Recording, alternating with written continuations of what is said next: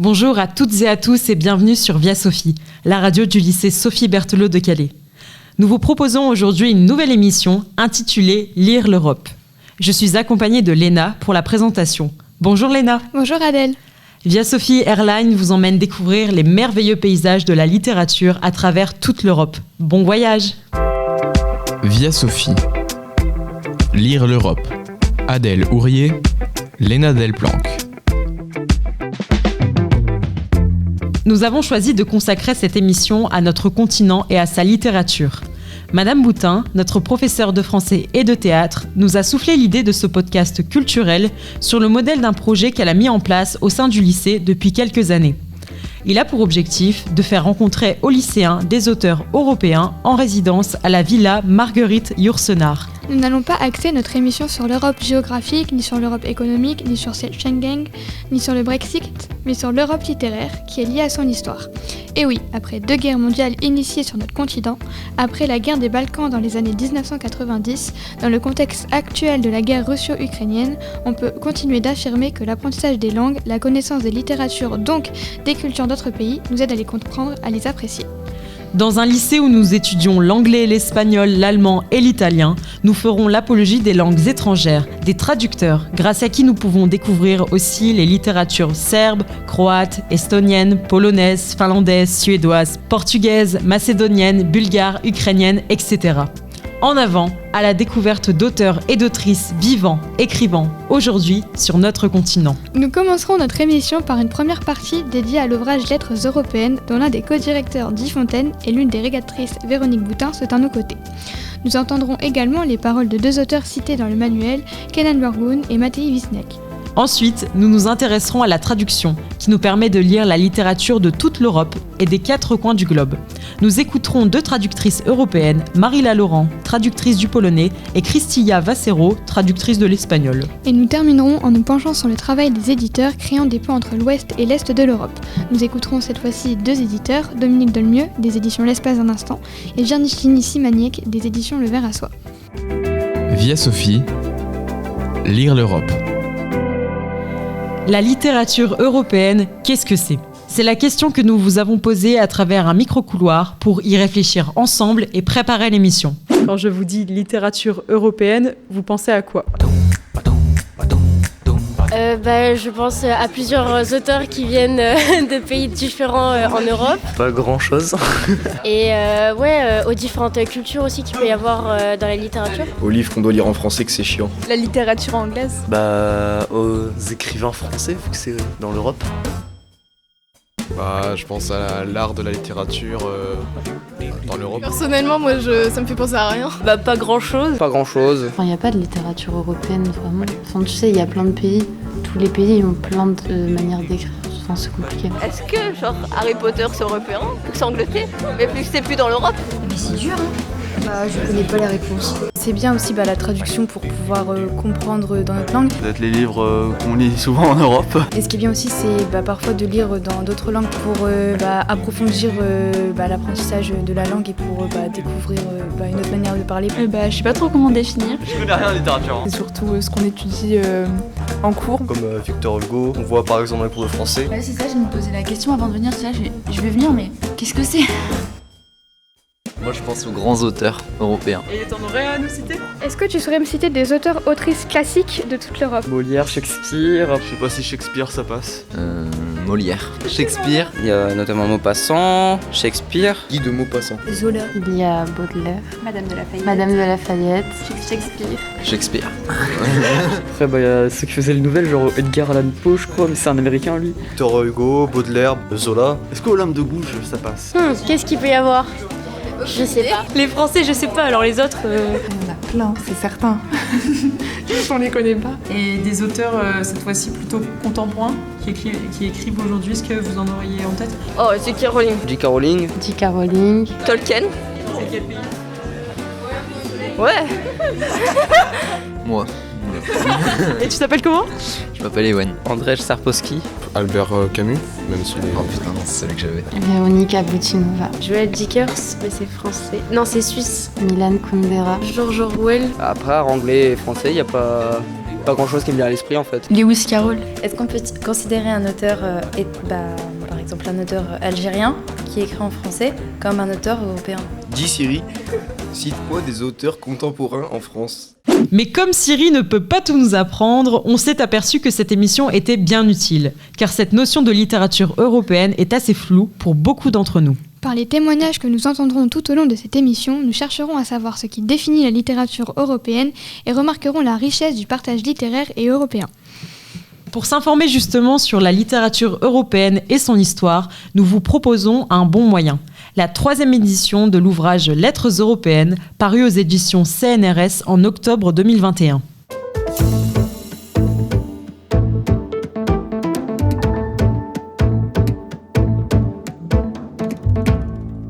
L'ouvrage Lettres européennes a été rédigé par une équipe de 200 universitaires et écrivains de toute l'Europe géographique.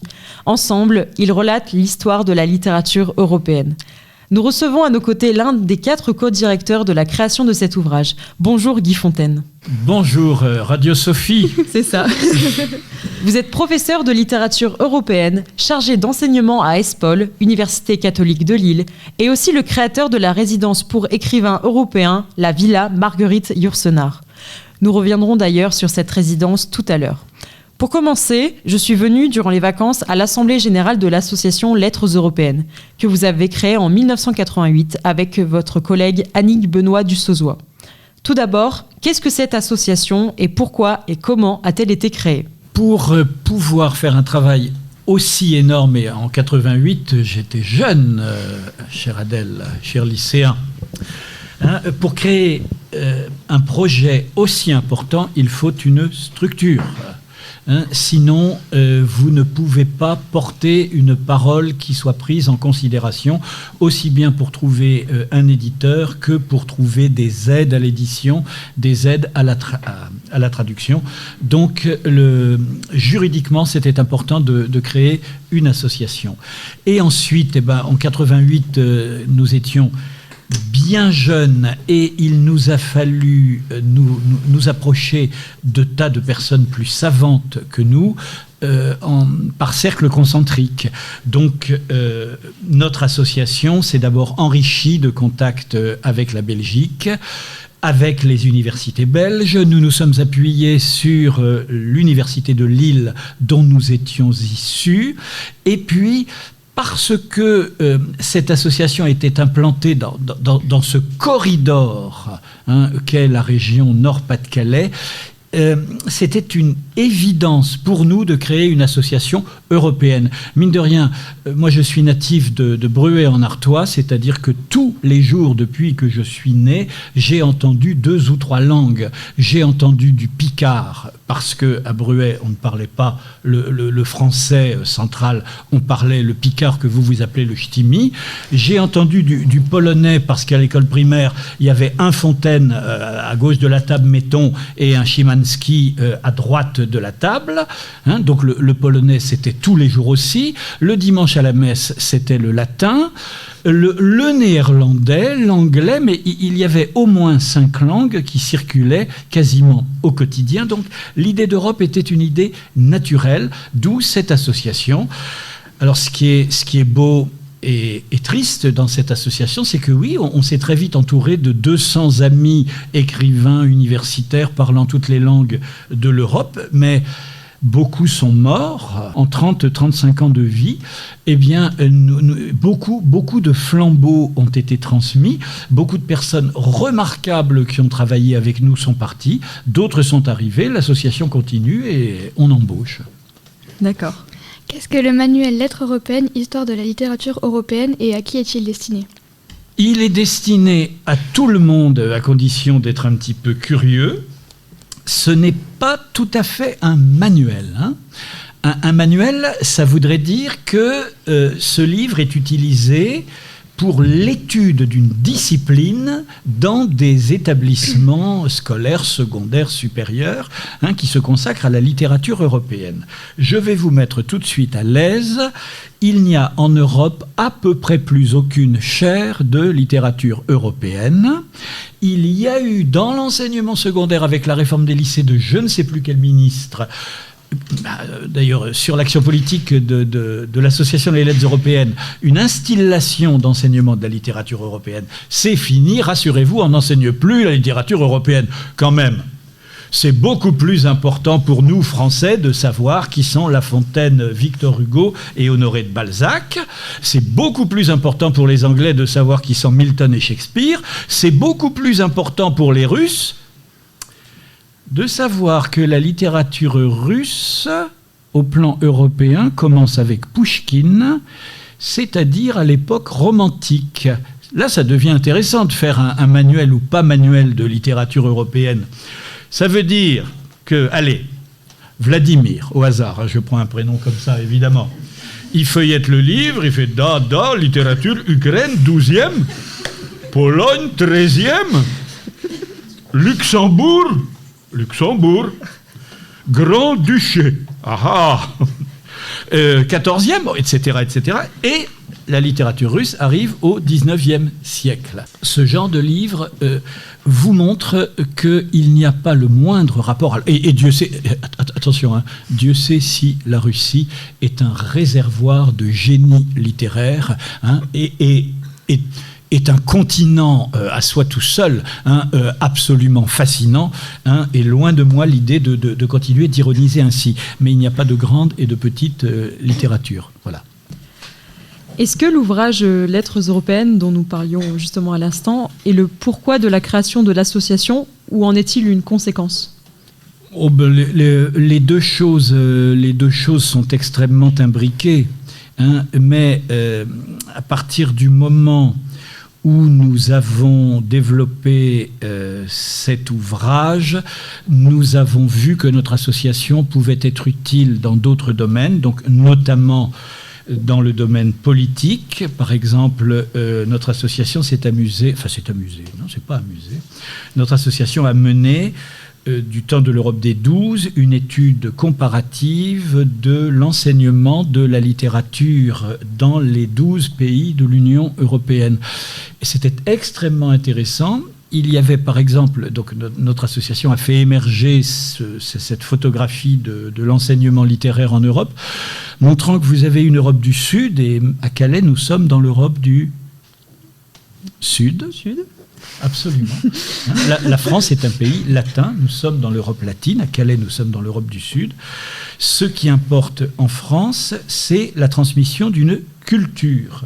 Idée extrêmement noble, extrêmement intéressante, mais si vous remontez un tout petit peu plus au nord, vous allez en Belgique, vous allez en Scandinavie, etc., ce qui importe, c'est la formation du citoyen. On forme, on éduque en Europe du Nord, on instruit en Europe du Sud. Donc notre association s'est amusée, s'est amusée parce que c'est très amusant à faire, hein, à comparer tout cela. Et puis nous avons développé ensuite l'idée de résidence d'écriture. Hein. On parlait de la création de la Villa Marguerite Yourcenar. C'est parce que nous nous sommes aperçus que la littérature européenne était un élément constructeur, un élément identitaire, un élément qui permettait de discuter, d'échanger, de s'alimenter intellectuellement les uns et les autres, que nous avons créé cette résidence d'écrivains, donc rassemblant des écrivains européens. Donc il y a toujours eu interaction entre ce que faisait une association et notre travail intellectuel, littéraire, de grands lecteurs et de diffuseurs de lecture. Pourquoi avoir choisi l'autrice polonaise Olga Tokarczuk pour la rédaction de la préface du manuel ? Alors, je pourrais donner de multiples réponses. Première réponse, parce que j'avais demandé à Milan Kundera pour l'édition précédente, et que Milan Kundera m'a laissé sur mon répondeur un bref message disant que non. Donc, il fallait trouver quelqu'un d'autre. J'en reviens à l'édition précédente d'abord, hein, de 2007. Et pour l'édition précédente, on avait choisi une femme présidente de la République d'un tout jeune État européen, la Lettonie. Donc on avait choisi un axe très politique. Et là, il se trouve que on avait eu la chance d'accueillir en résidence Olga Tokarczuk, qui faisait ses débuts de romancière il y a une 30aine d'années, que j'ai pu développer une véritable amitié avec Olga, et j'ai suivi la totalité de son parcours. Et c'est formidable. On a été très émus quand elle a eu le prix Nobel. Elle a immédiatement accepté d'être la préfacière de notre ouvrage. Et son regard d'intellectuel, de psychologue, de femme, d'écologiste, de romaniste, de personnes issues de la religion juive et s'étant ensuite ouverte à une espèce de syncrétisme, ce regard est absolument passionnant. Et elle nous a dit des choses très simples à lire et de grand bon sens dans sa préface. Lisez-la. Concernant la couverture de l'ouvrage justement qui est ici, pourquoi avoir choisi Don Quichotte de Pablo Picasso ? Don Quichotte de Cervantes d'abord, avant d'être de Picasso, avec tout le respect qu'on doit à Pablo Picasso. Cervantes, en voilà un qui nous plaît beaucoup à tous. Il est mort, Cervantes, selon le calendrier grégorien, qui est le nôtre, le même jour que Shakespeare, sauf que Shakespeare, c'était un calendrier qui ne correspondait pas exactement, puisque les protestants anglais, bien entendu, ont fait en sorte que le calendrier soit différent, un petit peu comme la Pâque orthodoxe et la Pâque catholique. Donc Cervantes et Shakespeare, à quelques jours près, sont morts le même jour et ne se sont jamais rencontrés. C'est quand même extraordinaire que les deux génies de l'Europe fin 16e, début 17e siècle meurent le même jour, ne se croisent jamais et racontent des histoires tellement bouleversantes, tellement drôles et tellement tristes. Donc il y avait ça. Et puis il y a aussi le fait que CNRS ne nous a pas demandé notre avis. Donc c'est eux qui ont choisi cette très belle gravure qui à la fois me ravit parce que moi j'aime bien les projets donquichotesques, mais en même temps nous montre que se battre contre la bêtise humaine, c'est se battre contre des moulins à vent. Et pour finir, selon vous, en quelques mots, qu'est-ce que la littérature européenne ? Alors, tout. Tout. Je veux dire, la littérature européenne est une évidence absolue qu'on nous a toujours cachée. Si on nous cache quelque chose, c'est que c'est vraiment intéressant et qu'il faut y aller. Déjà. Ensuite, la littérature européenne, c'est cet objet protéiforme, multiforme, absolument intéressant à regarder sous toutes ses facettes. Je terminerai en vous parlant de la dette et du don. Je prends un tout petit exemple, puisqu'on me parle de Don Quichotte et de Picasso et de Cervantes. Dans les époques troublées, on revient toujours aux fondamentaux. Et puisque je vous dis qu'on comparerait les systèmes éducatifs, Cervantes était un auteur récupéré et par le système franquiste et par les anti-franquistes, parce que quand on a un texte aussi important, eh bien, on cherche toujours, d'une part, à l'utiliser, à l'instrumentaliser, mais il y a une polysémie dans les grands textes, une multitude de possibles, comme disait Borges, un jardin au sentier qui bifurque. C'est ça la littérature. Et tous les grands textes européens nous invitent à ne pas nous enfermer dans un canal, mais à regarder, avancer en rhizome, regarder toujours plus loin et s'apercevoir que c'est toujours plus proche. Et je terminerai sur cette notion de dette et de don. La seule chose qui reste au fond de toutes les colonies que l'Europe a fondées, et Dieu sait si elle en a fondé. Moi, pour venir de Cassel à Calais, j'ai utilisé les voies romaines que l'empereur Claude et l'empereur César ont fait bâtir pour aller conquérir l'Angleterre. Non, mais voilà, nous sommes une colonie romaine, les Anglais aussi. Sauf que Les Romains ont emprunté énormément. Ils ont par exemple pillé les Grecs. Mais, j'en parlais ce matin, les Grecs eux-mêmes, si ça tombe, le cyclope de l'Odyssée, ils l'ont piqué à leur rival de toujours, le grand voisin ottoman turc, puisque vous avez le même personnage dans une épopée turque du 5e siècle avant Jésus-Christ aussi. Donc la dette, le don. Et c'est la même chose pour tout. La Fontaine, qui nous a tant appris à tous. Ça fait toujours du bien de lire une fable de La Fontaine. La Fontaine, donc La Fontaine qui a tant donné au monde entier, il a tranquillement pris un tiers de son héritage aux Indes à pile paille, un deuxième tiers aux Romains, un troisième tiers aux Grecs, et il en a fait quelque chose d'extraordinaire que nous connaissons tous. C'est peut-être la seule chose qu'on mémorise jusqu'à sa mort, les fables de La Fontaine. Interrogez vos grands-parents, vos arrière-grands-parents, je vous assure qu'ils sauront tous vous réciter une fable de La Fontaine. Eh bien, merci Jean d'avoir tant pillé et tant donné. Un grand merci à vous, Guy Fontaine. Restez à nos côtés pour que vous nous partagiez à la fin de cette première partie 2 auteurs, autrices européens, européennes de votre choix. Adèle et moi nous sommes rendus au vernissage de l'ouvrage en novembre 2021 à Lille 3. Nous avons eu l'occasion d'y rencontrer 2 auteurs, tous 2 cités dans l'ouvrage. Nous en avons profité pour poser quelques questions à ces 2 personnes, dotées chacune d'une identité pluriculturelle. Écoutons tout d'abord les réponses de l'auteur belgo-turc Kenan Görgün. Bonsoir, moi j'ai été invité par l'organisation parce que je suis un des auteurs, un des romanciers dont on parle dans le bouquin. Et j'ai publié une dizaine de bouquins, donc je suppose que c'est à ce titre que je suis là. Et je sais qu'il y a des extraits de mon travail qui vont être lus, etc. Enfin, voilà. Vous parlez de quoi dans vos ouvrages ? Est-ce que c'est un thème en particulier ? De plus en plus de la Turquie. De la Turquie, mais pas de la Turquie traditionnelle, plus de la Turquie et de tous les remous qui traversent le pays aujourd'hui et beaucoup de ses rapports avec l'Europe. Et je pense que c'est ça qui commençait aussi à intéresser un peu les études universitaires comme ça.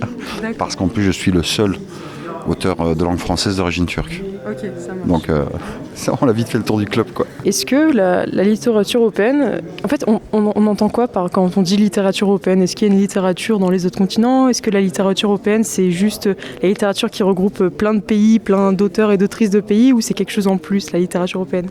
Ça c'est une super question. Moi, je vais chercher moi-même la réponse dans le bouquin. Parce qu'ils ont fait un énorme pavé là pour essayer de répondre à cette question. Mais je crois que la littérature européenne, en plus, moi je suis un cas d'auteur issu de la migration et de l'immigration. Donc je suis européen, mais en même temps je ne le suis pas. Donc je suis un genre de mutant. Et l'Europe est remplie de mutants. Donc je crois que moi, en tout cas, la littérature européenne qui m'intéresse, c'est celle-là. C'est un peu la littérature mutante. Après les autres continents, oui, par exemple, cette année, on a beaucoup parlé de la littérature des auteurs africains. Donc oui, il y a la littérature partout. Alors on entend parler parfois un peu plus de l'une ou de l'autre, mais la littérature européenne, je ne pourrais pas répondre mieux que ça. Et maintenant, voici les réponses de l'auteur franco-roumain Matei Visniec. J'aimerais savoir qu'est-ce que vous avez fait, en quoi vous avez contribué pour l'ouvrage Les Lettres européennes. Je fais partie de l'ouvrage en tant qu'auteur. Je n'ai pas écrit pour l'ouvrage, on a écrit sur mon parcours. Donc je figure en tant qu'auteur dans l'ouvrage. Il y a un chapitre qui m'a été dédié par un critique littéraire roumain, c'est-à-dire qu'il y a un chapitre sur mon parcours, qui est un parcours entre la Roumanie et la France, qui est un parcours francophone aussi parce que je suis né en Roumanie, j'ai écrit d'abord en roumain jusqu'à l'âge de 30 ans. Après, je suis venu en France comme réfugié politique et j'ai commencé à écrire en français.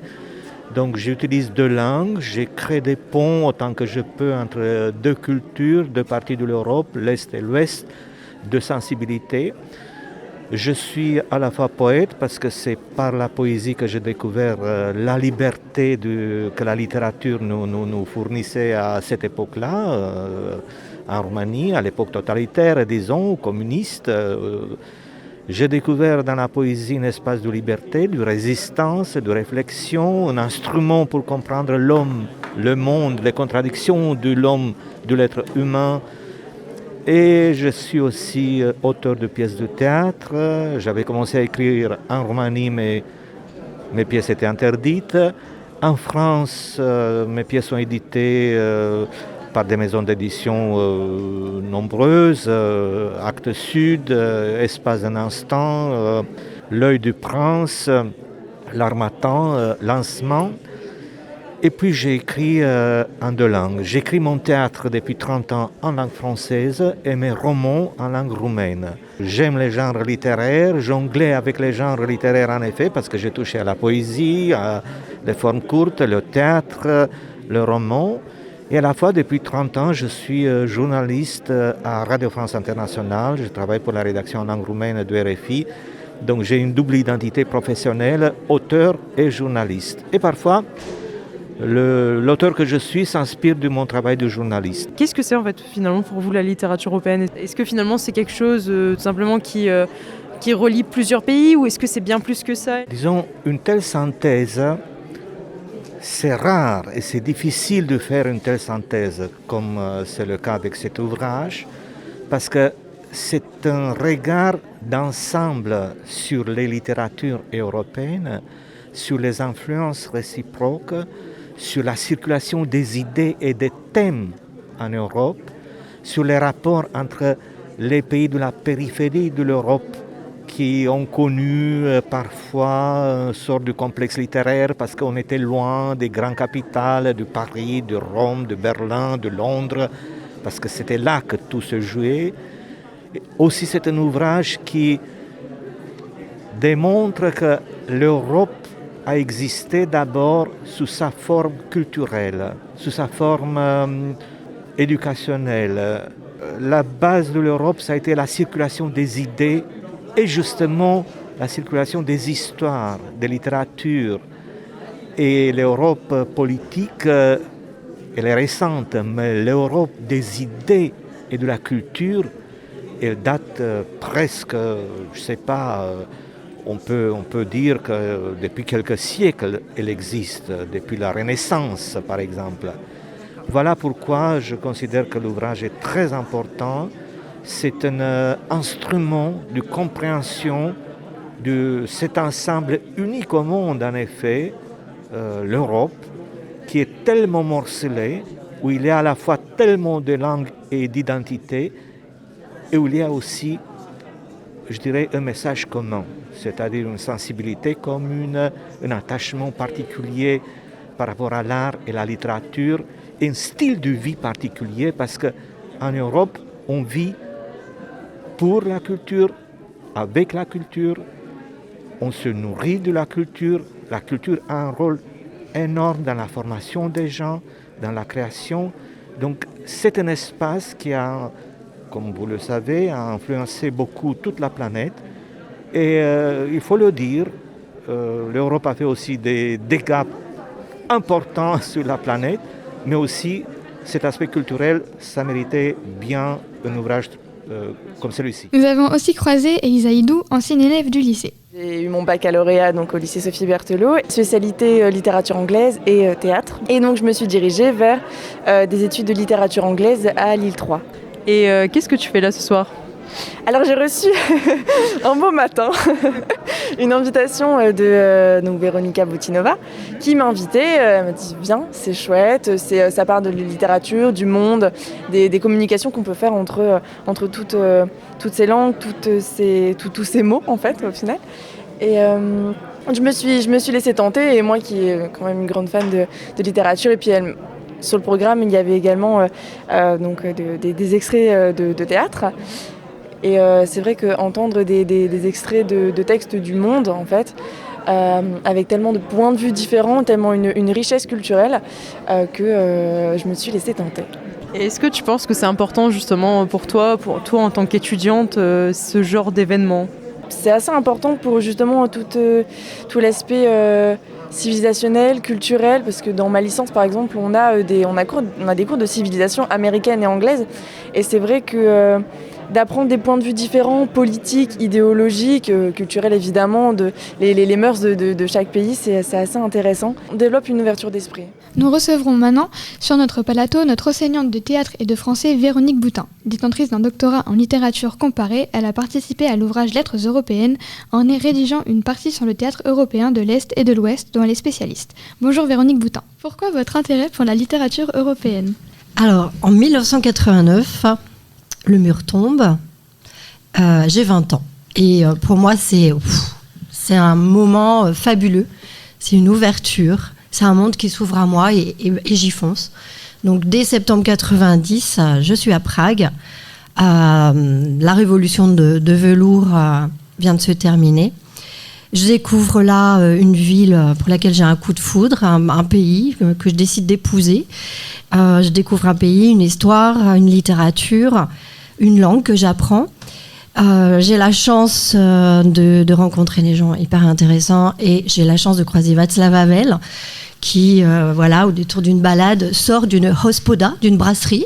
C'est-à-dire que Václav Havel était donc un auteur qui était un auteur dissident, qui a fait de la prison sous le régime communiste et puis qui devient président. Ça nous rappelle une autre histoire un peu plus contemporaine avec Volodymyr Zelensky. Et donc, on va croiser Havel dans une rue de Malastrana, c'est magique, évidemment. Tout ça fait que je suis à ce moment-là en licence et je cherchais un sujet pour un doctorat et je décide d'étudier la littérature tchécoslovaque pour un doctorat en littérature comparée. Et justement, qu'est-ce que la littérature comparée ? Alors, la littérature comparée, c'est une science du transnational. C'est-à-dire que, comme son nom l'indique, on va comparer plusieurs littératures, on va comparer les écritures, on va lire plusieurs auteurs et on va voir des divergences ou des parallèles entre la pensée d'auteurs de différents pays. J'espère que je suis assez claire. Je vais vous donner un exemple. Donc, à l'époque où je fais mes études, en tant que Française, je vis en démocratie et je trouve que, puisqu'on a le droit de tout dire, en fait, on ne dit pas grand-chose. Et la littérature française ne me passionne pas vraiment. Et c'est aussi pour ça, finalement, que je me dirige vers l'étranger, puisque ces littératures-là vont m'apprendre d'autres façons de penser, d'autres façons de voir le monde. Et notamment en Tchécoslovaquie, vous savez, après 1948, après la fin de la guerre, l'URSS s'impose dans les pays satellites et impose ce qu'on appelle le réalisme socialiste, c'est-à-dire une manière d'écrire. Avec un schéma vraiment toujours le même, des fictions qui doivent valoriser le communisme. Donc les auteurs qui ne veulent pas se plier à ce schéma n'ont pas le droit d'écrire, n'ont pas le droit de publier, voire sont emprisonnés. Et pour moi tout ça m'a passionné, ces auteurs en lutte, ces auteurs qu'on cherche à faire taire, mais qui cherchent malgré tout à s'exprimer. Et j'avais envie d'écrire sur ces écrivains qu'on appelle dissidents, la dissidence, et aussi sur ce qu'on appelle le Sam Izdat. Donc Sam, ça veut dire seul, Izdat, publier seul. Donc c'est une autopublication clandestine, artisanale, d'ouvrages dans lesquels les auteurs, évidemment, réclament la démocratie. En préparant l'émission, vous nous avez parlé de la Maison d'Europe et d'Orient. Qu'est-ce que c'est ? La Maison d'Europe et d'Orient a été créée par Dominique Dolmieux. Que nous recevrons juste après, dans pas très longtemps, à la fin de l'émission. Voilà. Alors lui, il a commencé par s'intéresser à l'Albanie. Ça a été comme moi, la Tchécoslovaquie. L'Albanie a été un choc pour lui. C'est comme ça qu'il a commencé à vouloir créer des ponts entre l'Europe de l'Ouest et l'Europe de l'Est. Parce que le mur était tombé. Mais le mariage n'a pas été facile. Il y avait des gens comme Dominique Dolmieux, comme Guy, et tant d'autres qui essayaient de créer des ponts. Et rencontrer Dominique et la Maison d'Europe et d'Orient, pour moi, ça a été fabuleux. Parce qu'après mon doctorat en littérature tchécoslovaque, je voulais continuer mes recherches. Et je suis tombée là-bas sur une mine. Parce qu'en fait... il l'expliquera plus en détail, mais son procédé était d'aller chercher des auteurs dans les pays de l'Est, dans les pays des Balkans, de les faire traduire, de les publier. Et donc, quand je suis arrivée à la Maison d'Europe et d'Orient, j'ai vu tous ces bouquins-là qui étaient traduits et qui allaient m'offrir cette littérature de l'Est que j'aime tant. Parce que je ne parle ni bulgare, ni macédonien, ni serbe, ni croate. Et c'est là que j'ai découvert un autre sujet. Je connaissais le théâtre britannique qu'on appelle In Your Face. Il y en a certains qui connaissent, à qui j'ai déjà fait des cours sur la chose. le théâtre de Sarah Kane, notamment, un théâtre qui date des années 90, un théâtre obscène, un théâtre pugnace, un théâtre provocateur et que les adolescents aiment énormément. Et j'ai découvert en lisant les littératures des Balkans, notamment, qu'il y avait justement parallèlement une même littérature que celle du In Your Face, mais qui était écrite par des jeunes auteurs donc de l'Europe de l'Est. Et finalement, vous voyez, dans les années 90, des jeunes de 2 pays différents vont écrire à peu près de la même façon, vont mettre leur tripes, leur rage dans leurs textes. Chez Sarah Kane, chez les auteurs britanniques, c'est parce que socialement le pays va mal, il y a eu Thatcher, le libéralisme, les gens sont pauvres et les jeunes n'ont pas vraiment de perspective, donc les jeunes auteurs racontent cette rage. Et dans les Balkans, le contexte est différent. Là, c'est la guerre, puisque malgré l'ouverture du mur, 1989, voilà, de nombreuses guerres surviennent. Donc l'ex-Yougoslavie, et puis en Moldavie aussi, il y a la guerre, etc. Donc il y a pas mal de jeunes auteurs qui, cette fois, vont raconter leur dépit, c'est-à-dire que quand 89 est arrivé, ils se sont dit « Ah, super, le monde s'ouvre à nous ». Et en fait, pas du tout. Les guerres sont arrivées. L'Europe de l'Ouest ne s'est pas du tout intéressée à eux et partir vivre à l'Ouest, c'était impossible pour eux, c'était compliqué. Donc voilà, comme ça réexplique un peu ce que c'est que la littérature comparée. Et c'est Dominique Dolmieux qui, sur le modèle du In Your Face, a appelé cette littérature des Balkans et des pays d'Europe centrale et orientale un peu trash, le théâtre dans ta gueule. Voilà. Le In Your Face, ça en est la traduction. Et je peux citer, juste pour avoir un peu de concret, des auteurs qui sont Nicoleta Esinencu, qui est une autrice moldave, Dejan Dukovski, qui est un macédonien, et puis Pekka Stefan, qui est un roumain, qui, par exemple, tous les 3 ont écrit leur dégoût de l'Europe de l'Ouest dans 3 pièces dont le titre est à peu près identique. Pour finir, qu'est-ce qui vous a amené aux lettres européennes ? Guy Fontaine, ici présent, que j'ai rencontré quand j'étais en résidence d'autrice à la Villa Yourcenar, et on va dire qu'on a matché. Qu'est-ce que tu veux ?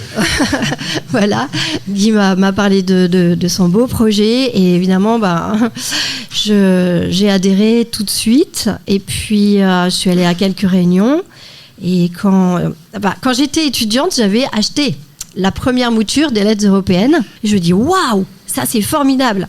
Et puis 30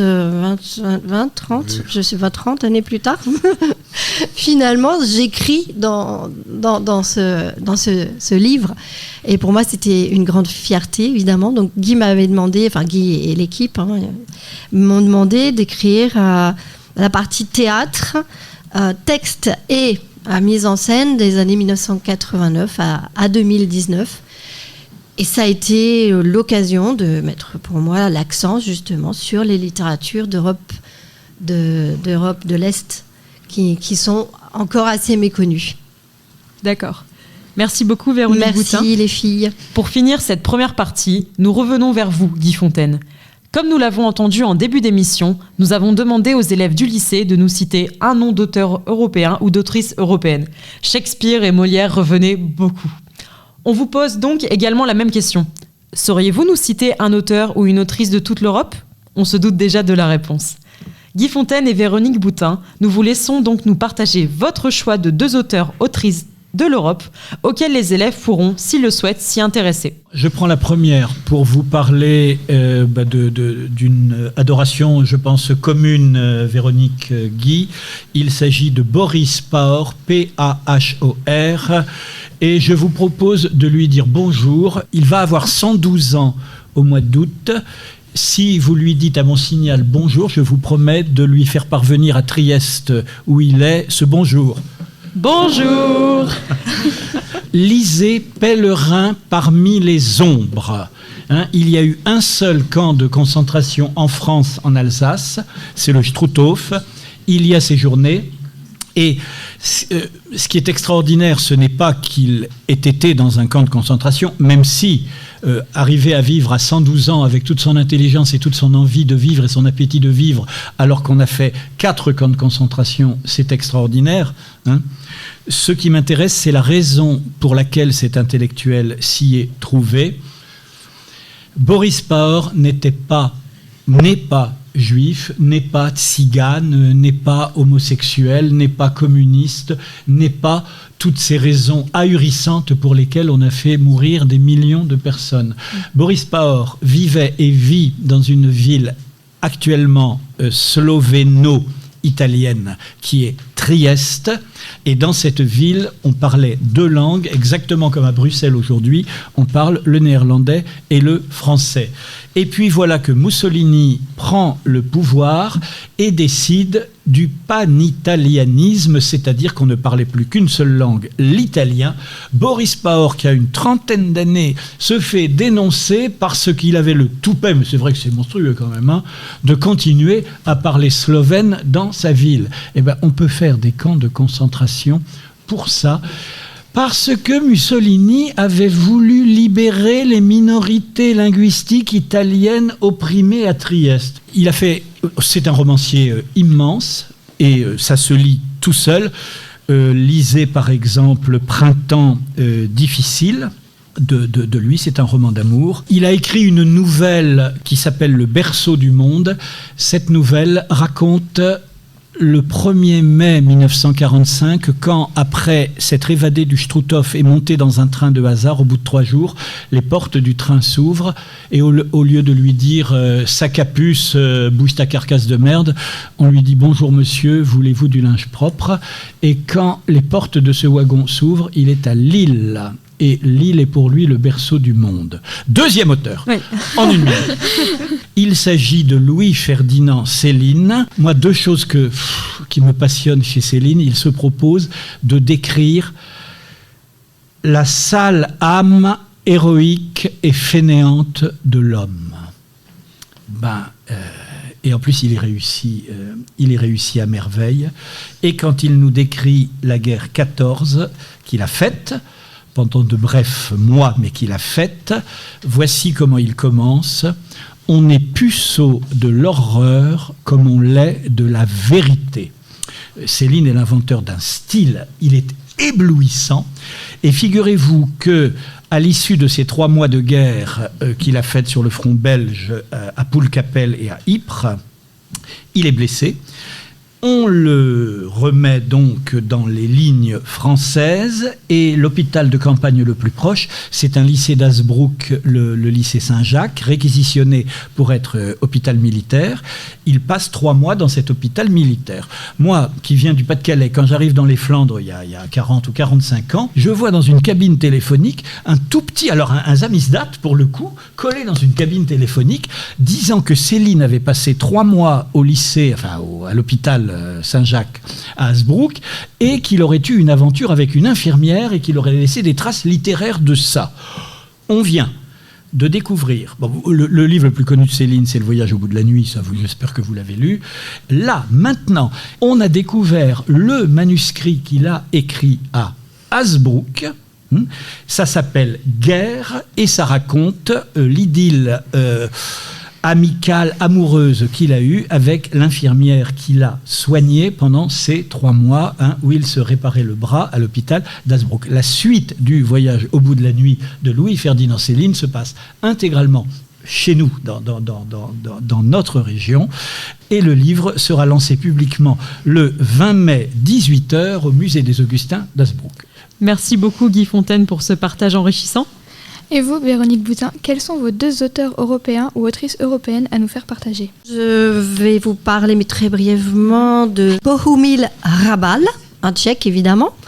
Et je vous conseille la lecture d'un petit roman, mais waouh, c'est celui que j'emmènerai sur une île déserte. Une trop brillante solitude, Příliš lučná samota. C'est un livre formidable qui évoque la façon dont on mettait au pilon les livres des auteurs dissidents. Mettre au pilon, ça veut dire les détruire physiquement. C'est-à-dire qu'on récupérait les livres des auteurs interdits et on les déchiquetait, on les mettait sous presse. Et ce qui est très ironique, c'est que Bohumil Hrabal était lui-même un auteur dissident et travaillait dans une entreprise de pilonnage. Il a vu ses propres ouvrages balancés donc dans les cuves pour être détruites.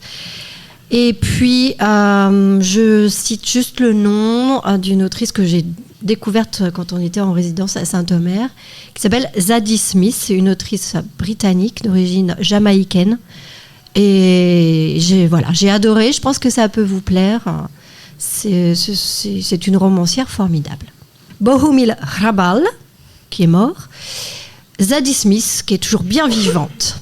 Bonne lecture. Un grand merci à vous deux. Nous venons d'achever la première partie de cette émission. Nous allons vous laisser reprendre vos esprits pour ensuite passer à la deuxième partie dédiée à la traduction au service de la construction d'une Europe culturelle. Laissons donc place maintenant à la chanson Putain Putain du chanteur belge Arnaud. Arnaud sur Via Sophie. Je ne suis pas un nationaliste, j'ai pas les cuisses de ces cyclistes, j'ai trop froid pour être unitiste.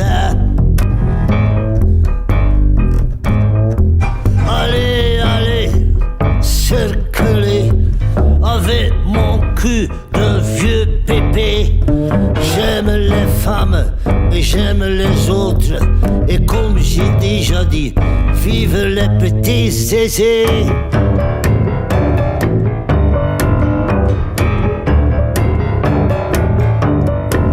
Putain, putain, c'est vachement bien. Nous sommes quand même tous des Européens. Putain, putain, c'est vachement bien. Nous sommes quand même tous des Européens. Oh.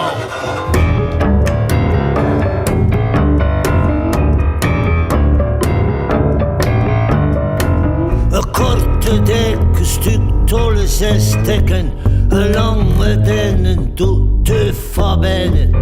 Katne kleintje mot skit, vader!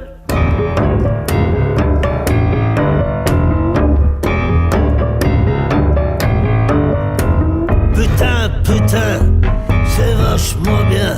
Nous sommes quand même tous des Européens. Putain, putain, c'est vachement bien. Nous sommes quand même tous des Européens. Wow.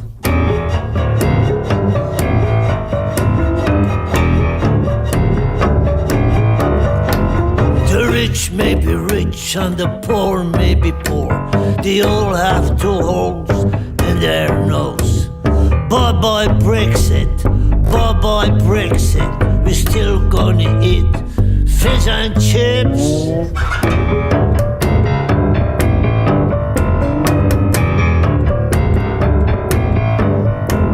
Putain, putain, c'est vachement bien. Nous sommes quand même tous des Européens. Putain, putain, c'est vachement bien. Nous sommes... À moins d'être un excellent polyglotte, nous avons besoin de personnes expérimentées qui nous permettent de lire des textes venant d'autres pays et écrits en d'autres langues. Ces personnes sont les traducteurs et les traductrices.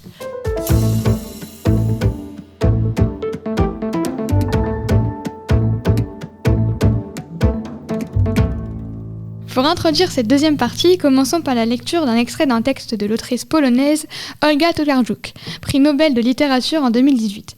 Nous l'avons déjà cité précédemment, elle a notamment rédigé la préface du manuel Lettres européennes. Ce texte, que Vanda va nous lire, prône l'art de la traduction et le travail des traducteurs. Vanda, c'est à toi. Les travaux d'Hermès ou comment, chaque jour, les traducteurs sauvent le monde. Depuis des siècles, le patron, le protecteur, le dieu des traducteurs est Hermès. Pas très grand, svelte, alerte, malin, finaud. Il est la divinité qui parcourt les chemins du monde, et pour le dire avec les mots de Plutarque, il est le plus subtil et le plus astucieux des dieux. D'un sexe mâle déterminé, cheveux longs, sous un pétase ailé, un caducée à la main, il est partout. Il est le dieu de l'esprit de synthèse, de l'intelligence, de la capacité d'établir un lien entre diverses questions ou de faire des profits. Il a de l'humour, une inclinaison au mensonge et à la tromperie. Il est aussi le dieu des commerçants, des acheteurs, des artisans et des joueurs de hasard. C'est lui qui nous accompagne dans nos voyages et c'est sa voix qui nous parle des guides de voyage ou des dictionnaires. Il nous fait traverser les terrains vagues, nous apprend à lire les cartes, nous fait passer les frontières. Ce texte a été traduit depuis le polonais par Marilla Laurent, que j'ai eu l'occasion de rencontrer durant les vacances. Marilla Laurent est d'origine polonaise et est traductrice du polonais vers le français. Elle a traduit plusieurs autres textes d'Olga Tokarczuk, notamment les livres de Jacob, traduction pour laquelle elle a reçu le prix L'Or Bataillon en 2019. À côté de la traduction qu'elle qualifie de loisir, elle a enseigné durant toute sa carrière la langue et la littérature polonaise, d'abord au lycée de Douai et ensuite à l'université de Lille. Elle a une thèse de doctorat sur la littérature polonaise sous l'oppression stalinine, ainsi qu'une thèse d'habilitation en traductologie. Voici son interview. Quand est-ce qu'a commencé votre carrière en tant que traductrice ? Je pense qu'à la naissance. En fait, la règle était que à la maison, on parlait polonais. Et là, il y a un fond historique, parce que mes grands-parents venaient de Poméranie. Le fond historique, c'est que la Pologne n'a pas existé pendant jusqu'en la fin de la Première Guerre mondiale, puisqu'elle était partagée entre 3 puissances. Et donc, le polonais était la langue familiale. Et la règle est restée, en dépit du fait que mes grands-parents soient venus en France, parce que ma grand-mère disait que c'était le pays de la liberté, de Voltaire, et donc était venue dans le Nord, dans l'entre-deux-guerres. Et la règle est restée la même, c'est-à-dire qu'à la maison, on parlait polonais, et à l'extérieur, on parlait français. Donc moi, j'ai toujours été dans les 2 langues. Et comme ma famille tenait beaucoup aux questions culturelles, j'ai lu mes premiers livres tant en français qu'en polonais. Donc j'ai toujours été entre les 2. Pourquoi avoir choisi d'en faire votre métier, justement, de traduire en français ? Je ne dirais pas que c'est un métier. Chez moi, c'est un plaisir. J'ai passé à un moment donné l'agrégation de polonais. J'ai enseigné au lycée de Douai. Et ensuite, j'ai fait une thèse, une habilitation. Et j'ai travaillé à l'université de Lille comme professeur. Et ça, c'était mon métier de base. Quand on est dans le monde culturel, comme ça, dans le monde littéraire, eh bien, on a besoin de partager. Et moi, j'avais besoin parfois de partager mes lectures, ne serait-ce qu'avec ma meilleure amie qui était du Nord et qui, voilà. Et je racontais, etc. J'avais envie de faire lire. Et je me rendais compte que ça, voilà, c'est un exercice qui n'est pas forcément facile de faire partager ce qu'on a beaucoup aimé, le livre qu'on a beaucoup aimé, voilà. Et puis, j'ai eu aussi la chance d'être étudiante chez un professeur de l'université de Lille qui s'appelait Jean de Cotigny, qui travaillait sur un auteur polonais qui est depuis très connu. À l'époque, il ne l'était pas vraiment, Witold Gombrowicz. Et j'ai fait ma maîtrise avec lui. Et au séminaire de maîtrise, lui me demandait toujours « Est-ce qu'en polonais, c'est comme ça ?» Parce qu'il faisait évidemment une analyse du texte, mais lui ne pouvait faire qu'une analyse du texte français, et il me demandait sans arrêt de vérifier. Voilà. Donc, et c'est un peu parti comme ça. Et ensuite, j'ai non seulement fait de la traduction, mais j'ai aussi surtout fait de la traductologie, c'est-à-dire la science des traductions et des techniques de traduction. Parce que en traduction, il y a une part très importante du technique. Et ça, on le sait, tout le monde fait de l'anglais ou de l'allemand ou de l'espagnol. Et on sait très bien qu'on traduit, qu'il y a toute une série de règles pour traduire déjà. Et est-ce que vous traduisez du français au polonais ? Non, avec réticence. Je l'ai fait, ça a été mon premier texte publié, je dois dire.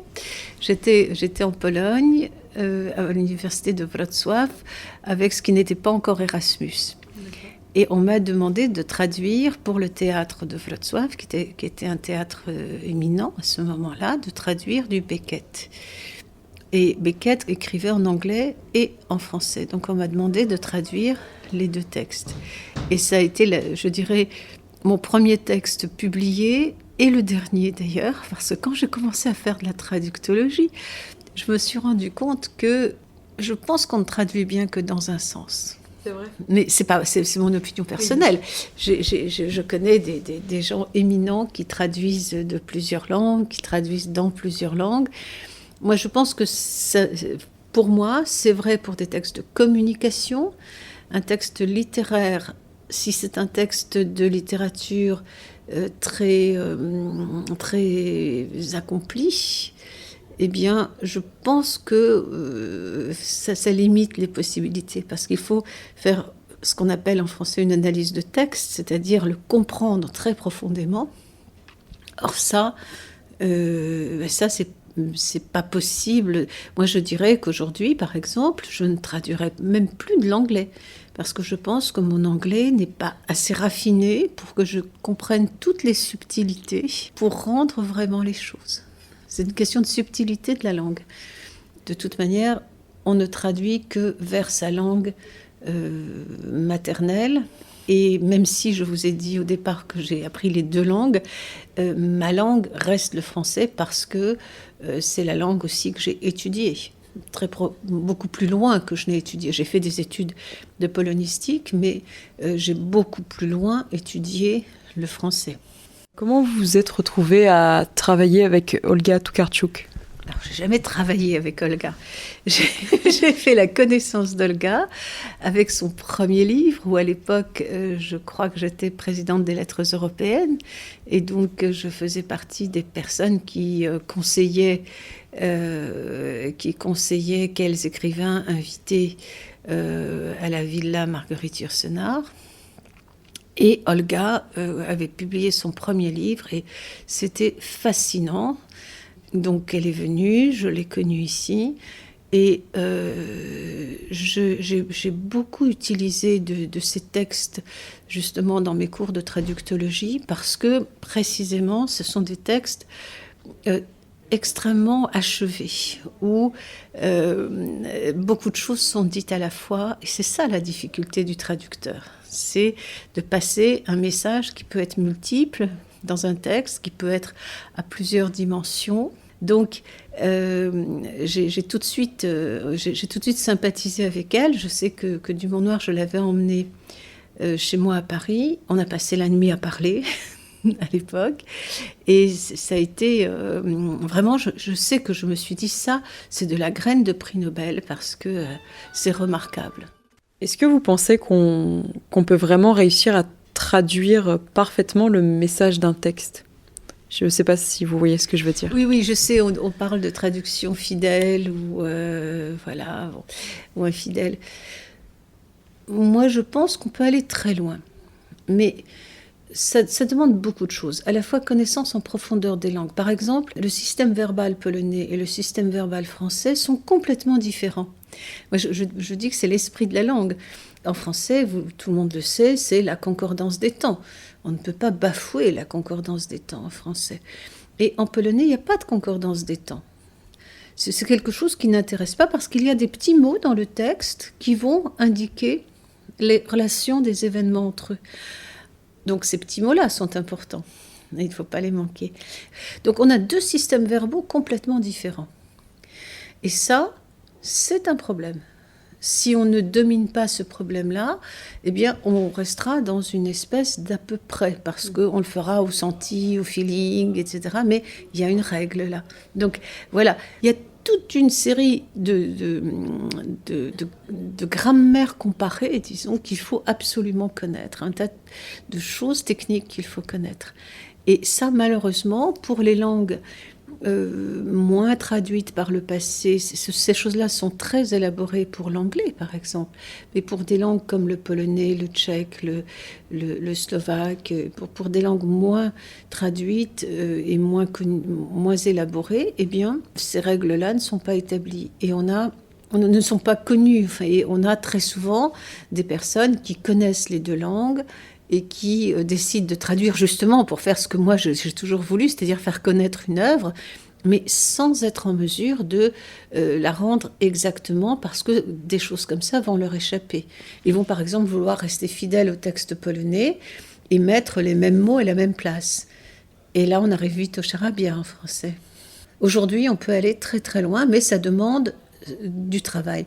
Et évidemment, à part ça, comme on est dans un lieu yourcenarien, je dirais, il y a le tour du traducteur, c'est-à-dire ce que le traducteur y ajoute de son amour pour la chose, de ce qu'on peut appeler son talent, enfin, etc., etc. Donc finalement, si on demande à 2 traducteurs de traduire un même texte. Est-ce que vous pensez que ce sera complètement différent ou est-ce qu'il y aura des similitudes entre les 2 textes traduits ? Je pense que même si ce sont, je dirais, des traducteurs de même niveau de formation, c'est-à-dire des gens qui ont une formation technique, professionnelle, etc., ce sera tout de même différent. Il y a le subconscient du traducteur aussi qui est très très important. Nous avons tous nos préférences dans les mots. Il y a tout son milieu éducatif, etc., tout son milieu culturel à lui. Et ça aussi, c'est de la technique. Ça aussi, c'est des choses qui s'apprennent. Apprendre ce qu'on ressent par rapport à un texte, si on l'aime ou si on l'aime pas.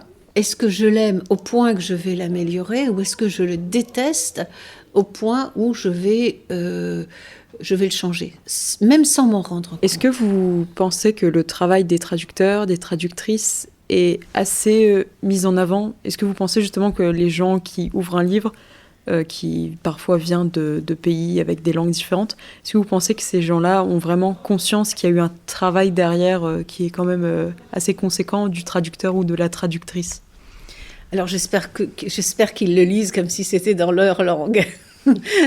Pour moi, une traduction réussie, c'est une traduction que le lecteur français lira sans sentir le polonais derrière. Là, il y a 2 théories. 2 théories en traductologie. Il y a la théorie sourcière et la théorie cibliste. La sourcière, c'est celle qui dit que dans un roman, par exemple, on doit bien comprendre que c'est un roman qui se passe en Pologne. Et puis la théorie cibliste dit, et c'est la mienne, qu'il faut que ça se lise comme un excellent texte français. Donc ça, c'est ma théorie.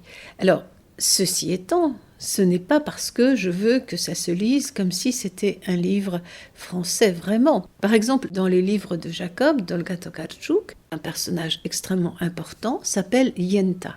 Et Yenta, ça donne Guenièvre, ça donne Janine, ça donne Jennifer, ça donne Jenny. Et par exemple, comme je travaillais moi sur la traduction du livre, j'ai travaillé avec mes étudiants en master sur comment est-ce qu'on va traduire cette Yenta. Mais vous imaginez bien que si on l'avait appelée Geneviève, Guenièvre, immédiatement, dans la tête du lecteur, Guenièvre, table ronde. Jennifer, États-Unis. Hein? Jenny, bon, voilà. Donc si vous voulez, c'est des détails, mais tout ça demande à être pensé. Et Yenta, eh bien, elle est restée Yenta, parce qu'elle, de cette manière, elle crée son univers à elle. L'univers de Yenta, c'est un univers qui se passe à l'est de la Pologne, quelque part en Podolie, Ukraine d'aujourd'hui. Voilà. Hein, et ça devient tout à fait différent. Et la manière dont le livre a été reçu par le public depuis, eh bien, ça n'a gêné personne qu'elle ait un prénom à la fois très ancien et qu'elle ait créé son propre univers mythique autour de son prénom. La qualité d'une traduction, c'est aussi une certaine souplesse par rapport aux règles. Hein. Et donc là, laisser la touche polonaise, qui est très importante, pour qu'on ne le déplace pas. Nous recevons à présent un appel, une deuxième traductrice, Cristina Vassero. Vous êtes à la fois traductrice de l'espagnol vers le français, maître de conférences au département d'études ibériques et latino-américaines de l'université Sorbonne Nouvelle à Paris et enseignante-chercheuse. Vous avez notamment traduit du théâtre espagnol, du roman et de la BD. Vous avez également un doctorat sur le théâtre cubain contemporain. Victor, Hector et Cristina Vassero, nous vous laissons la parole. Bonjour madame. Pour commencer, pourquoi avez-vous souhaité devenir traductrice et pourquoi avoir choisi de traduire vers le français ? Bonjour. Je crois que je n'ai pas vraiment choisi de devenir traductrice. Ça a été une suite de hasard. Alors déjà, vers le français, c'est peut-être la réponse, la question pour laquelle la réponse est la plus simple. Je traduis vers le français parce que le français est ma langue maternelle. Et je pense qu'il faut traduire vers la langue que l'on maîtrise le mieux. Donc pour moi, la question ne s'est pas posée. J'ai décidé je traduis vers le français parce que c'est pour moi la langue qui s'impose. Se poser la question de traduire vers l'espagnol à une ou deux reprises, à quelques reprises. Je l'ai fait. c'est quand même le français qui est la langue dans laquelle je dois traduire. Voilà. Quant à pourquoi je suis devenue traductrice, ça a été une série de hasards. Moi, j'ai fait des études de lettres, des études d'espagnol. Et dans le cadre de ces études, j'ai fait un doctorat sur le théâtre cubain. Et faisant ce doctorat sur le théâtre cubain, m'a été donnée l'occasion de coordonner un ouvrage consacré au théâtre cubain à la Maison Antoine Vitesse, qui est le Centre international de la traduction théâtrale. Donc, je n'étais pas traductrice à l'époque. Et ces traducteurs de la Maison Antoine Vitesse m'ont proposé de coordonner une anthologie de textes cubains. Et c'est comme ça que j'ai pour la première fois pris contact avec des traducteurs, sans traduire moi-même. Mais c'est peut-être comme ça que j'ai pris goût à la traduction. Et ensuite, tout simplement, traduire, c'était une autre façon de lire les textes qui m'intéressaient, que j'étudiais, que j'enseignais aussi à mes étudiants en tant qu'enseignante et sur lesquels j'écrivais en tant que chercheuse. Donc voilà, la traduction, c'était aussi une autre approche des textes pour moi. Ça n'était pas un choix au départ. Et comment choisissez-vous les œuvres que vous traduisez ? Est-ce qu'on vous demande de les traduire ou est-ce vous qui sélectionnez les œuvres ? Il peut y avoir les deux cas de figure. Parfois, un éditeur peut me commander une traduction, la traduction d'un roman, par exemple. Un théâtre peut me commander la traduction d'une pièce, peut me commander un surtitrage. Et puis, j'ai la chance aussi de pouvoir proposer des textes en traduction et pour publication. Ou pas forcément pour publication d'ailleurs. Je pense que c'est une des grandes opportunités que m'a donné la Maison Antoine Vitesse et que donne la Maison Antoine Vitesse à beaucoup de traducteurs et de traductrices, qui est de proposer des bourses de traduction, des aides à la traduction. C'est-à-dire que si vous avez connaissance, si vous avez lu une pièce de théâtre que vous trouvez absolument géniale, que vous avez envie de la traduire et qu'il n'y a pas à la clé une publication ou une mise en scène, mais que vous pensez que cette pièce vaut la peine d'être traduite, vaut la peine d'être connue en France, vaut la peine d'être mise entre les mains de metteurs en scène français, par exemple, vous pouvez prétendre à une aide à la traduction en présentant un dossier, et à ce moment-là, la pièce est traduite hors de toute contingence économique, éditoriale, contextuelle, puisque vous recevez une bourse de traduction qui vous permet de financer cette traduction sans que vous avez choisi seul. Voilà, parce que vous êtes persuadé du bien fondé de cette traduction et de la valeur de la pièce de théâtre. Donc ça, c'est une des façons de faire qui me permettent aussi de proposer des textes. Mais il m'arrive aussi de proposer des textes à des éditeurs ou à des metteurs en scène ou à des festivals de théâtre, par exemple. Certains festivals de théâtre ont des comités de lecture. On peut envoyer des pièces. Voilà. Vous avez notamment traduit la pièce de théâtre Belgrade d'Angélica Lidl, qui pourtant, en tant qu'autrice vivant en Espagne, va parler d'événements douloureux de Serbie. Par rapport à cela, comment considérez-vous alors votre rôle de traductrice ? Et pensez-vous que le traducteur permet simplement de traduire des œuvres, ou va-t-il plus loin en donnant accès à des histoires, parfois horribles, dont nous n'avons parfois pas forcément conscience ? Il y a plusieurs questions, je sais pas, le travail de traduction, on a tendance à dire que c'est un passage, on peut passer d'une langue à l'autre, on donne à entendre un texte à des lecteurs qui ne l'auraient pas lu ou ne l'auraient pas entendu dans la langue originale parce qu'ils ne la connaissent pas. Le fait que la pièce Belgrade ne parle pas de l'Espagne n'entrave pas ça, ou n'est pas... Enfin, c'est un sujet comme un autre. Moi, ce qui m'intéresse plus dans cette pièce, c'est effectivement cette écriture de la douleur et de l'horreur que propose Angélica Lidl. Ce qu'elle fait dans d'autres pièces également, c'est-à-dire que ce qui s'est posé comme question au moment de traduire cette pièce, Belgrade, c'était comment traduire l'horreur de la même façon qu'on peut se poser la question de comment écrire l'horreur, comment écrire la douleur. Il y a une phrase dans Belgrade qui est un des personnages, Agnès, dit à un moment je ne trouve pas d'autre moyen de décrire la douleur que la littéralité. Et elle dit un petit peu plus loin, la douleur est le simple rapport des faits, la seule représentation possible de la douleur est le simple rapport des faits, le reste c'est du spectacle. C'est une pièce qui parle d'événements concrets, historiques, mais qui aussi interroge sur ce que c'est que l'écriture. Et je pense que c'est ce qui est au cœur de l'écriture d'Angelica Lidl aussi, c'est qu'est-ce que l'écriture, qu'est-ce qu'écrire sur des faits aussi horribles. Je pense à d'autres pièces qu'elle a pu écrire, comme par exemple Les poissons partir combattre les hommes, dans un tout autre contexte, qui parle des naufragés en Méditerranée, des migrants qui tentent de traverser la Méditerranée et qui parfois arrivent morts de l'autre côté.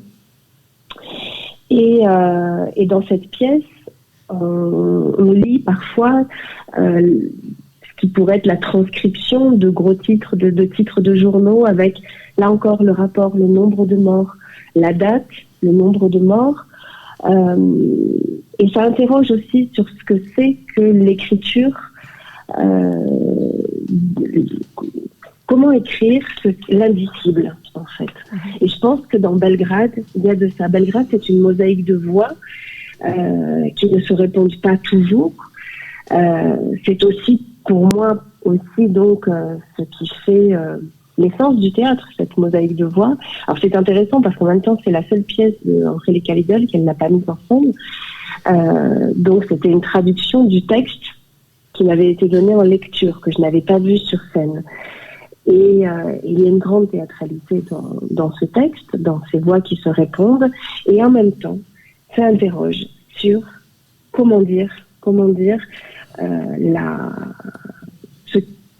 ce que l'on ne peut pas dire, c'est-à-dire ce qui est de l'ordre de l'indicible.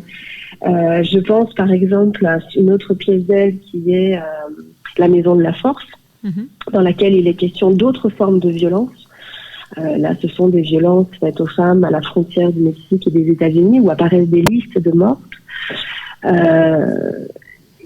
Et là encore, cette écriture dépouillée de toute fioriture, ce qu'Agnès appelle le littéral, ou la littéralité, c'est-à-dire une écriture de l'horreur à l'état pur, et comment transformer ça en littérature ou en théâtre. Je crois que c'est ce qui m'a intéressée dans cette pièce aussi, outre le sujet. Merci beaucoup Christine Lavacero. Ainsi s'achève la deuxième partie de notre émission. Faisons une pause musicale avant de reprendre avec notre troisième et dernière partie, éditée pour créer des ponts entre l'Europe de l'Ouest et de l'Est. Vous écoutez maintenant l'Ode à la joie, écrite par Friedrich von Schiller et composée par Beethoven. Nous vous en proposons une version hip-hop sur Via Sophie.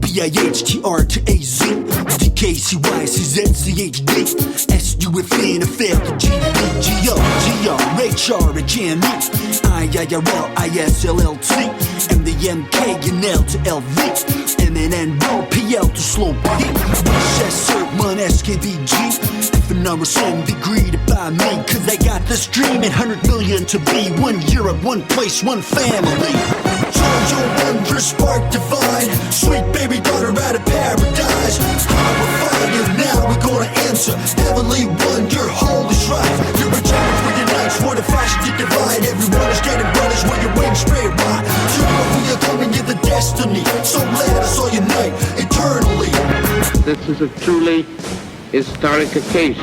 Nous avons triomphé. There's been so many wars and hate throughout time. Been so many feuds and prejudiced minds. Been so much oppression and been so much pain. Decades of imbecility. That's a shame. But now we are new. Now we are free. The rightful kids of ancient history. Peace to the nations, we are all friends. One day we're gonna be one and it never ever ends. For over 50 years now we've been standing as one. The most exciting thing that we had just begun. From Schiller to Beethoven, take it from me. We are one Europe, one family. Charge your wondrous spark divine. Sweet baby daughter out of paradise. Power fire, now we're gonna answer. Heavenly one, your holy shrine. You're a champion for your nights, what a fashion to divide. Everyone is getting brothers where your wings spread wide. So we are coming in the destiny. So let us all unite eternally. Et notre travail. Après les traducteurs, nous avons besoin d'autres personnes pour cette fois-ci nous procurer les livres. Ce sont les éditeurs et les éditrices. Virgule.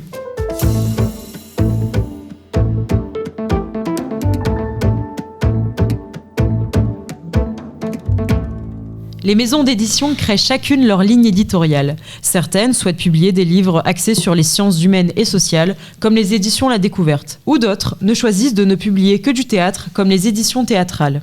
Les éditeurs nous permettent aussi de découvrir des œuvres venant de pays étrangers. Cela nous permet de découvrir d'autres cultures et de nous ouvrir l'esprit. Nous connaissons les grandes maisons d'édition comme Gallimard, Actes Sud, Hachette ou encore les éditions de Minuit. Aujourd'hui, nous nous penchons plutôt sur 2 éditeurs indépendants qui ont eux-mêmes créé leur maison d'édition. Nous recevons donc par appel téléphonique l'éditeur Dominique Dolmieux des éditions L'Espace d'un instant. Bonjour Dominique Dolmieux. Bonjour.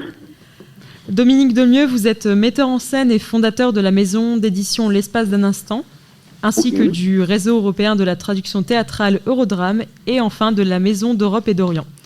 Ce sont Sarah et Zélie qui vont faire l'interview, donc nous vous laissons la parole. Bonjour. Vous avez publié début avril Mauvaise route de Natalka Vorosbit. C'est une pièce de théâtre qui raconte l'histoire de plusieurs personnages en temps de guerre dans un coin reculé de l'Ukraine. Est-ce un choix de publication par lequel vous avez décidé de modifier votre calendrier d'édition par rapport aux événements actuels en Ukraine, ou était-ce déjà prévu à l'avance ? Alors oui, c'était déjà prévu à l'avance. En fait, ça fait presque 15 ans qu'on s'intéresse au théâtre ukrainien. Et en fait, on avait prévu de publier ce texte à l'automne. Et effectivement, au vu de la situation, on a avancé au printemps. Dominique Dolmieux, vous êtes le fondateur d'Eurodrame, le réseau européen de traduction théâtrale. Quel était votre but lorsque vous avez créé ce réseau et pouvez-vous nous expliquer plus en détail ce que c'est, s'il vous plaît ? Alors le but, en fait, il est assez simple, c'est de faire la promotion active de la traduction théâtrale. Et en fait, c'est environ 300 personnes liées au théâtre sur toute l'Europe. Alors l'Europe au sens large, puisque c'est aussi la Méditerranée, le Proche-Orient, l'Asie centrale. Et donc c'est organisé en une trentaine de comités de lecture linguistique. Et chaque année, il y a plusieurs centaines de textes qui circulent dans 20 à 25 langues environ. Et ça fonctionne de manière biennale, c'est-à-dire que la première année, chaque comité fait une sélection de 3 pièces qui sont de sa propre langue, qui sont des recommandations pour les traducteurs pour se lancer dans de nouveaux projets. Et l'année suivante, chaque comité sélectionne 3 textes déjà traduits qui sont des recommandations aux éditeurs et aux metteurs en scène pour les exploiter. Voilà, et ça fonctionne comme ça depuis 20 ans cette année. Pourquoi éditer en France des œuvres venant de l'Europe de l'Est ? Finalement, est-ce que vous pensez que c'est justement l'un des rôles de l'éditeur européen de créer des ponts entre l'Europe de l'Est et de l'Ouest, ou est-ce que c'est pour une autre raison ? Alors en fait, on a commencé effectivement à l'Est parce que nous on est dans un pays qui est aussi à l'extrême ouest et donc effectivement tout ce qui est à l'Orient est central ou de l'Est. Mais effectivement, on a commencé avec l'Albanie et on a commencé à partir en exploration à travers toutes ces communautés théâtrales et en découvrant que il y avait un certain nombre de lacunes aussi bien sur le répertoire que sur le théâtre contemporain et que il y avait un besoin besoin de les diffuser auprès du lecteur francophone. Et donc c'est vrai qu'il y a donc une forte relation Est-Ouest. Après, il y a aussi une relation Nord-Sud peut-être à construire, je ne sais pas. Merci beaucoup Dominique Dolmieux d'avoir intervenu sur Via Sophie. Je vous en prie. Elle a fait de longues études pour devenir enseignante-chercheuse et est devenue, il y a maintenant 10 ans, éditrice à son compte. Nous avons discuté avec Virginie Simaniec de la maison d'édition Le Ver à Soie. Voici son interview. Quel genre littéraire publiez-vous majoritairement et publiez-vous des œuvres provenant des régions géographiques en particulier ? Alors, je n'ai pas a priori, en tout cas, quand j'ai fondé la maison, je me suis dit que je n'aurais absolument pas de limite géographique ou de territoire, ni de langue d'ailleurs. Au départ, je pensais ne pas avoir non plus de limite de genre, mais en fait, plus ça va, plus je publie du roman. Plus je publie des petites formes illustrées, des livres jeunesse et de la poésie. Et est-ce que vous publiez des œuvres provenant de régions géographiques en particulier, notamment en Europe ? En Europe, oui. L'Europe, de toute façon, est ma première niche, puisque lorsque je me destinais à être chercheuse, en fait, je travaillais sur la Biélorussie, la Russie et l'Ukraine. Donc, j'étais très, très marquée, en fait, aussi par l'Europe de l'Est. Alors, l'Europe de l'Est, c'est vaste. On pourrait se contenter, par exemple, effectivement, de ce qu'on appelle vulgairement le monde russe, mais c'est pas ça, en fait, qui finalement m'intéresse en tant qu'éditrice, pour le coup, parce que je trouve qu'on a en France une situation un petit peu particulière. On traduit très très peu de langues en dehors des grandes langues dites soi-disant de civilisation, c'est-à-dire allemand, espagnol, italien et puis russe et anglais évidemment. Et je trouve que c'est pas bien, c'est-à-dire qu'il faut à un moment où on serait censé construire l'Europe s'intéresser aussi à des langues qui sont dites minorées, qui sont porteuses de littérature absolument fantastique qu'on méconnaît, et c'est très dommage. Donc je n'hésite pas, moi en tout cas, même si je ne cherche pas à limiter mon territoire, je n'hésite pas, quand j'ai des propositions, à publier, à faire traduire des langues, des littératures de Slovaquie, d'Albanie, de Biélorussie. Je fais aussi en fonction de ce que m'apportent les traducteurs. Est-ce que vous auriez par exemple des noms d'auteurs et d'autrices à nous donner des auteurs et autrices que vous éditez régulièrement ou que vous avez déjà édité? Je suis trop jeune en fait comme éditrice pour éditer forcément régulièrement des auteurs ou des autrices, mais par exemple j'ai pris un certain nombre de risques. J'ai publié un auteur albanais qui s'appelle Ridvan Dibra, qui est très connu dans son pays mais qui l'est moins en France, même pas du tout, et qui a écrit un texte qui s'appelle Le Petit Bala et que je trouve absolument extraordinaire parce qu'on rentre très profondément, à mon avis, dans ce qui taraude les Albanais, en fait, tout simplement. Moi, ce que j'aime dans la littérature, c'est qu'elle nous permet d'entrer dans des sociétés qui peuvent paraître parfois fermées, mais via le fait littéraire, on peut comprendre des choses de façon très sensible qu'on ne comprendrait pas de la même manière si on vous les expliquait théoriquement, en fait. Et ça, moi, ça me plaît beaucoup. Alors, j'ai publié aussi un auteur qui s'appelle Algerd Bacharevich, qui est biélorussien, qui est un auteur phare de Biélorussie, qui en ce moment est en exil, qui ne peut pas rentrer dans son pays. Son texte s'appelle Les enfants d'Alandrier. Bon, voilà un auteur avec lequel j'aimerais poursuivre. J'ai publié une autrice qui s'appelle Yana Benova, qui a reçu un prix de littérature de l'Union européenne. Elle a écrit un texte qui s'appelle Caféienne et qui nous entraîne dans Bratislava. Et c'est Bratislava du point de vue des jeunes d'aujourd'hui, et leur questionnement, c'est qu'est-ce qu'on va faire des anciens et pourquoi sont-ils très curieusement amnésiques en fait, sur l'histoire qu'ils laissent justement à ces jeunes. Donc ça, c'est une réflexion, c'est une écriture un peu à la Rousseau. Je sais que Rousseau est un modèle pour Yana, par exemple. Donc il y a des transversalités parfois. C'est ça qui est intéressant, c'est de voir aussi comment les auteurs de l'Est ont des référents aussi parfois chez nous, et comment ils les utilisent et comment ils les transforment. Et puis, par exemple, un autre prix de littérature de l'Union européenne que j'ai publié, là, qui nous vient d'Autriche. Donc ça m'intéresse parce que c'est c'est une langue allemande, mais pas les belles lettres allemandes de Berlin. On peut aller aussi chercher des textes allemands ailleurs. Et en fait, là, c'est aussi un prix de littérature de l'Union européenne. Ça s'appelle Un jour, j'ai dû marcher dans l'herbe tendre. Et c'est une très belle réflexion sur l'espace mer Baltique, mer Noire, sur une identité qui ne serait pas identitariste, mais qui nous fait sentir effectivement que la question de l'identité peut être très très présente chez les gens de cette région. Est-ce que justement vous pensez que la littérature doit s'adapter aux événements locaux et mondiaux ?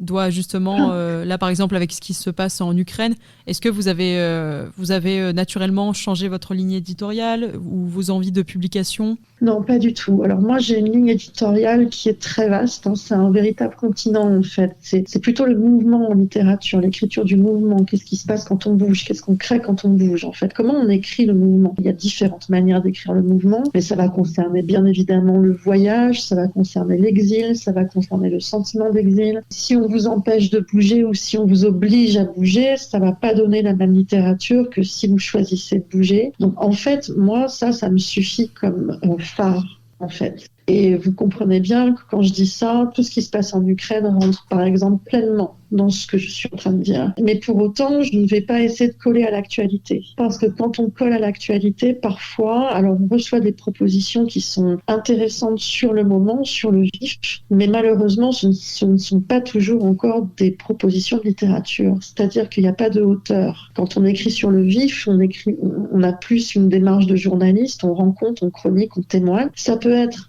une partie effectivement de la production littéraire, mais parfois moi ça ne me suffit pas. J'ai besoin de plus de hauteur, j'ai besoin que les auteurs ou les autrices fassent vraiment œuvre de littérature. Et pour se mettre à écrire, il faut épurer, il faut aussi sculpter, il faut aussi avoir une démarche qui a plus de distance. Et ça me plaît beaucoup plus en fait, parce qu'à ce moment-là, l'auteur ajoute aussi une poésie, un rythme qui lui est propre. Et à ce moment-là, nous, en tant que lecteurs, on peut ressentir des choses qu'on ne ressentirait pas si on nous donne la situation brute. Alors, c'est un travail pour moi, effectivement. C'est-à-dire que ce travail de temps est essentiel. Par exemple, je vais publier un texte ukrainien très bientôt. Mais ce texte, en fait, il date des années 60. Et ça va être ma contribution.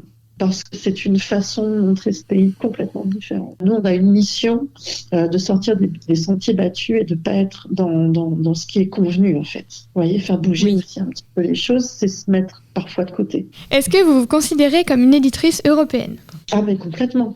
Ah oui, en revanche, oui, mais même citoyenne du monde, en fait, ça va plus loin que l'Europe. Mais l'Europe, pour moi, est très importante et je trouve que... j'ai une histoire personnelle qui me fait croire qu'on a raté quelque chose. Qu'on a raté quelque chose de très important. Moi, je me souviens de la chute du mur, ça fait partie de mon histoire. On avait un espoir extraordinaire de pouvoir échanger, de pouvoir travailler ensemble, se comprendre, réparer des choses. Et là, vous voyez que la situation aujourd'hui est dramatique. Et je pense que, moi j'ai vu notre système à nous, en tout cas faillir face aux enjeux de la construction européenne. Et ça me coûte beaucoup. C'est quelque chose qui me pèse énormément dans ma vie, en fait. Je pense que je ne suis pas la seule. Je connais un réseau de gens qui ont à peu près la même réflexion aujourd'hui. On se dit, mais comment on en est arrivé là ? Et peut-être aussi parce qu'on n'a pas cherché véritablement à se connaître. Quand je dis, par exemple, qu'il faut traduire des langues au-delà de l'Oder, des littératures qui viennent des langues dites minorées, par exemple. Pour moi, c'est fondamental parce que si on ne fait pas ce travail horizontal, où on va aller chercher dans la culture des autres, à connaître les autres, à se confronter à l'autre, on n'y arrivera pas. On ne comprendra pas. On va faire des grands blocs Russie-Occident. Est-ce qu'en tant qu'éditrice indépendante, vous sentez une réelle confiance qui s'installe entre les lecteurs et la maison d'édition ? Oui. Et sinon, je ne serais plus là. En fait, tout simplement. Là, j'ai eu 9 ans il y a 10 jours en tant qu'éditrice. Bravo. Donc, Bravo. Voilà. Et dans les conditions actuelles, je trouve que c'est un exploit. En tant qu'éditrice indépendante, parce que j'ai pas beaucoup de capital, je travaille pas dans l'industrie, je suis pas adossée à cette grande distribution. Donc oui, justement, alors moi je vais vers le lecteur beaucoup. Je fais beaucoup de salons, je fais beaucoup de marchés, je vais voir les gens et je me rends compte au bout de 9 ans, oui, que j'ai fidélisé un lectorat qui soutient la maison. et qui n'est pas encore, comment vous dire, ça ne représente pas des milliers de personnes, mais c'est suffisant pour faire avancer justement mon travail et le travail des auteurs de la maison. Donc c'est assez formidable. Avant la fin de cette émission, les spécialités théâtre de Terminale nous ont préparé une farandole de noms d'auteurs et d'autrices contemporaines de divers pays européens. Ce seront des pistes de lecture et d'études pour vous. Fausto Paravidino, Rodrigo Garcia, Alier Bacharevich, Zadie Smith, Mikhaila Mikhailov, Elfriede Jelinek, Risto Boychev, Inga Abele, Neda Nejdana, Arne Ligre, Guy Elminger, Lenka Ornakova-Sivad, Jan Brocken, Metid Arditi, Yana Bienova, Ismail Kadare, Pablo Martin Sanchez. Ainsi s'achève notre émission Lire l'Europe. Nous espérons qu'elle vous aura plu et que nous et nos intervenants vous ont donné envie de vous intéresser à la littérature de toute l'Europe. Pour cela, le manuel Lettres européennes est disponible au CDI du lycée. On vous propose également une liste contenant des pistes d'études et de lecture d'auteurs et d'autrices de toute l'Europe conçue par Véronique Boutin. Nous avons pu en entendre quelques noms précédemment. Cette liste est disponible sur l'Instagram de la radio tout collé via sophie.berthelot. Merci aux intervenants du jour, Guy Fontaine, Véronique Boutin, Kenan Gorgoun, Matei Wisniek, Elisa Edou, Marila Laurent, Christia Vassero, Virginie Simaniec, Dominique Dolmieux, ainsi que les élèves de spécialité théâtre en terminale. Un grand merci à Véronique Boutin qui nous a proposé cette idée d'émission et nous a accompagnés tout au long de sa création. Merci à l'équipe de rédaction et à l'équipe technique de Via Sophie. Merci à l'équipe d'administration du lycée de nous avoir permis de faire cette émission en salle Charles Baron. Et enfin, merci à vous, cher public et chers auditeurs et auditrices. Retrouvez-nous sur Spotify et Spotify for Podcasters, Deezer, Apple Podcast et sur notre Instagram viasophie.berthelot.